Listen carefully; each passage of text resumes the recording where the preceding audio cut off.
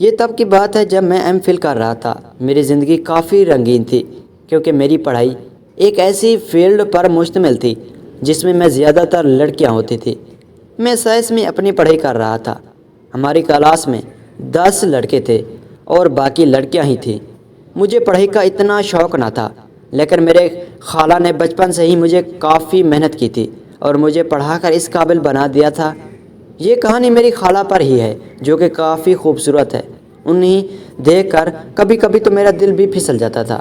میں جب بھی انہیں خالہ کہہ کر بلاتا تو مجھے کہنے لگ جاتی کہ میں انہیں خالہ نہ کہوں کیونکہ وہ مجھ سے چند سال ہی بڑی ہے۔ یہ بات سن کر میں بھی انہیں نام سے بلاتا تھا۔ ہم بچپن سے ہی ایک دوسرے کے کافی قریب تھے کیونکہ وہ میری اکلوتی خالہ تھی۔ وہ کافی جوان تھی۔ ان کی خوبصورتی اتنی زیادہ تھی کہ وہ چھپ کر دیکھنے کے قابل تھی۔ اگر میں اپنی بات کروں تو میرا تعلق کراچی سے تھا۔ پہلے تو خالہ بھی کراچی ہی رہتی تھی، لیکن شادی کے بعد وہ سوات چلے گئی تھی۔ میں ایم فل کر رہا تھا تو خالہ کی شادی چند سال پہلے ہی ہو گئی تھی۔ ان کی شادی بھی پسند کی ہوئی تھی۔ شادی سے پہلے ہم دونوں ایک دوسرے کے ساتھ کافی فن کرتے تھے، لیکن پھر شادی کے بعد وہ سارا فن غائب ہو گیا تھا اور خالہ بہت بدل گئی تھی اور اپنی شادی شدہ زندگی میں خوش تھی۔ پہلے تو خالہ خالوں کے ساتھ ہی رہتی تھی، لیکن چند ماہ بعد ہی ان کی اچھی جاب لگ گئی تھی جس کی وجہ سے وہ کینیڈا چلے گئے تھے۔ ان کے جانے سے خالہ کافی اداس ہو گئی تھی۔ خالو کو سب نے جانے سے منع کیا تھا کہ ان کی شادی نہیں ہوئی ہے اور اتنے زیادہ ارمان ہوتے ہیں۔ یہی وقت ہوتا ہے جب شادی انجوائے ہوتی ہے، لیکن ان کے شوہر کا یہی ماننا تھا کہ اگر وہ نہ گئے تو یہ اچھی جاب ہاتھ سے نکل جائے گی۔ خالہ اب کافی اداس رہنے لگ گئی تھی۔ میں بھی انہیں سمجھ جاتا۔ کبھی کبھی خالہ کو کہتا تھا کہ وہ کراچی آ جائے، لیکن وہ کہتی تھی کہ سسرال میں ہی سکون ہے۔ دوسری بات یہ بھی ہوتی تھی کہ خالو خالہ کو 1 ماہ کا خرچہ بھیج دیتے تھے۔ اسی وجہ سے خالہ وہاں خوش رہتی تھی اور یہی کہتی تھی کہ اگر میں ان سے ملنے کے لیے اداس ہوں تو میں ان کے پاس آ جاؤں، اور امی مجھے منع کر دیا کرتی تھی۔ میں جوان بھانجا ہو اور خالہ کے سسرال والے باتیں بنائیں گے۔ میں نے بھی خالہ کو ٹال دیا کرتا تھا، لیکن یہ وجہ بتاتا تو خالہ ہنس دیتی تھی۔ دن ایسے ہی گزر جاتے رہتے تھے۔ میں اپنی پڑھائی میں مگن ہو گیا تھا۔ میرا آخری سال چل رہا تھا جس کے لیے مجھے کافی ریسرچ کرنی ہوتی تھی۔ میری ان دنوں میں ریسرچ جانور پر چل رہی تھی۔ میں نے بلی پر ایک ریسرچ کرنی تھی۔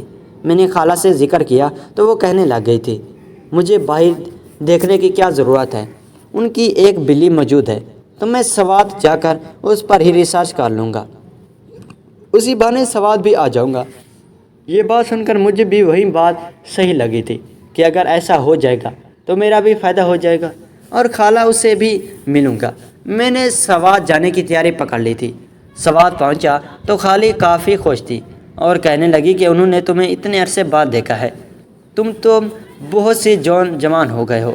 میں نے بھی خالہ کو کہہ دیا تھا کہ ان کی جوانی کہاں گئی ہے کیونکہ وہ کافی سست دکھائی دے رہی تھی۔ خالہ میری بات سن کر اداس ہو گئی تھی۔ میں جانتا تھا کہ وہ اپنے شوہر کو یاد کرتی ہے۔ میں نے خالہ سے کہا کہ انہیں چاہے کہ وہ شوہر کے پاس چلی جائے کیونکہ اکیلے رہ کر وہ کافی اداس ہو گئی تھی اور ہزار ضروریات ہوتی ہیں جو کہ صرف شوہر ہی پوری کر سکتا ہے۔ خالہ میری بات سمجھ گئی تھی، لیکن ان کے پاس جواب نہ تھا۔ میں اوپر والے پورشن میں رہنے لگ گیا تھا کیونکہ وہاں میری خالہ اپنے بلی پالی ہوئی تھی۔ خالہ کا کمرہ دوسری منزل پر تھا جبکہ باقی سب گھر والے نیچے ہی سوتے تھے۔ وہ سب بہت سخت مزاج کے تھے۔ خالہ اپنے روم سے بہت کم باہر نکلتی۔ وہ جب بھی گھر سے باہر نکلتی تو وہ جلدی سے اندر چلی جاتی۔ مجھے کافی تجسس ہوتا تھا۔ ایک دن میرا یہ تجسس ختم ہو گیا تھا جب مجھے پتہ چلا کہ خالہ اپنے روم میں کیا کرتی ہیں۔ وہ سب کچھ دیکھ کر حیران ہو گیا تھا کہ خالہ خود کو سکون دیتی ہیں۔ ان کی آواز اتنی اونچی تھی کہ میں جب گزرا تو میں نے بھی خالہ کو مزے لیتے ہوئے سن لیا تھا۔ میں جان گیا تھا وہ راز روزانہ کرتی ہے۔ وہ اپنے شوہر کو یاد کرتی ہے۔ اوپر گھر والوں میں سے کوئی بھی نیچے نہیں آتا تھا، تبھی خالہ آرام سے کام کرتی تھی۔ میں روزانہ ہی رات کو خالہ کے روم کے پاس چلا جاتا تھا۔ ان کی آواز سن کر مجھے کافی بے سکونی ہوتی تھی اور میں بھی یہی کرنا شروع ہو جاتا تھا۔ لیکن کچھ دنوں کے بعد میرا صبر جواب دے گیا تھا اور میں ارادہ کر لیا تھا کہ اب میں کسی اور کی طرح یہ کام پورا کر دوں گا۔ مجھ سے خالہ کی یہ اداسی بھی نہیں دیکھی جاتی تھی، لیکن جانتا تھا کہ خالہ کبھی بھی مجھے اس بات کی اجازت نہیں دے گی۔ ایک دن میں نے اہمیت کی اور جیسے ہی خالہ کی آواز آئی تو میں اسی دوران ان کے روم میں دروازہ کھول کر داخل ہو گیا تھا۔ ان کی حالت دیکھ کر میں حیران رہ گیا تھا۔ خالہ نے مجھے دیکھا تو اپنے حلیہ درست کرنے لگی تھی اور مجھے دیکھ کر پہلے تو شرمندہ ہوئی، لیکن پھر کہنے لگی مجھے ایسے اچانک نہیں آنا چاہیے تھا۔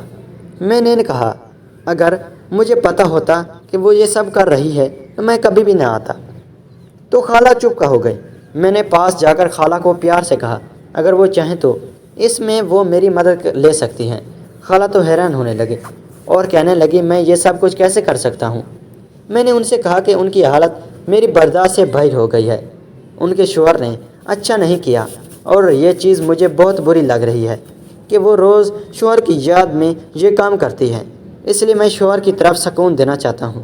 خالہ میری بات سن کر پہلے تو خاموش رہی، لیکن پھر اپنے گھر والوں کی سوچ کر انہوں نے منع کر دیا تھا۔ میں بھی کافی مایوس ہو گیا تھا اور سوچنے لگ گیا تھا کہ خالہ شاید یہ سب کرنے کے لیے تیار نہ ہو، اور اپنے روم میں جا کر سوچنے لگا کہ جلدی اپنا کام ختم کر کے واپس چلا جاؤں گا۔ اب خالہ وہ کام نہیں کرتی تھی۔ مجھے بھی یہ حیرانی ہوئی تھی کہ وہ آخر کیا چاہتی ہے۔ میں نے اس بار میں کبھی خالہ سے بات نہ کی تھی۔ ایک رات خالہ کے گھر والے شادی پر چلے گئے تھے اور خالہ کھانا کھا کر گھر پر اکیلی تھی اور میں گھر میں گھوم رہا تھا۔ یہ دیکھ کر میں حیران تھا اور وہ میرے ساتھ کچھ وقت گزارنا چاہتی تھی، اس لیے انہوں نے جانے سے منع کر دیا تھا۔ میں واپس اپنے روم میں چلا گیا تھا۔ رات کے 2 بجے میرے روم کا دروازہ کھلا تو خالہ آ گئی۔ میں خالہ سے پوچھنے لگا کہ سب کچھ ٹھیک تو ہے نا؟ وہ کہنے لگی میں جو کرنا چاہتا تھا اس کے بعد وہ لیے تیار ہے۔ خالہ کی بات سن کر میں کافی حیران ہو گیا تھا۔ میں شوق میں چلا گیا تھا۔ اب میں کہاں پیچھے ہٹنے والا تھا۔ میں نے فوراً ہی خالہ کو پاس بلا لیا اور ایک بھوکے شیر کی طرح اپنا کام کرنے لگا تھا۔